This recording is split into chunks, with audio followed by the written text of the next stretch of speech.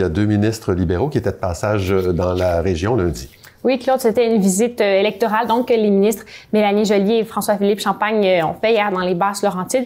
Ils étaient accompagnés des candidats libéraux des circonscriptions de la région. C'est chez l'entreprise blainvilloise SBB qui fabrique des structures d'aluminium que les politiciens se sont adressés aux médias. Ils se sont ensuite rendus chez Paccard, l'usine de camions à Sainte-Thérèse. Justement, c'est principalement un message de solidarité envers les entreprises que souhaitaient faire passer les libéraux lundi. Oui, tout à fait. Vers la fin de la semaine dernière, le premier ministre Mark Carney a annoncé des contre-tarifs de 25 % sur les automobiles américaines en signe de solidarité internationale suite à la salve de nouveaux tarifs que le gouvernement américain a appliqués à 185 nouveaux pays. L'argent récolté par les contre-tarifs ira dans des programmes d'aide aux entreprises et aux travailleurs. Selon Mélanie Joly, ministre des Affaires étrangères, ces montants pourront aider des entreprises de la région. On l'écoute.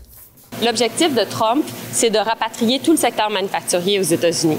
Et donc, ce faisant, il nous affecte, il nous affaiblit et il affaiblit d'autres pays. Donc, nous, notre objectif, c'est d'investir dans le secteur manufacturier. La Rive-Nord, il y a beaucoup d'entreprises dans le secteur manufacturier. On le sait que dans le coin ici, il y a beaucoup de l'aéronautique. On est à côté de Mirabel. On sait qu'il y a le secteur automobile aussi. On s'en va chez Paccard après. Donc, nous, on va être capable de s'assurer qu'on investisse dans nos emplois manufacturiers pour nous. Voilà, Claude, la campagne électorale continue jusqu'au 28 avril, jour des élections fédérales.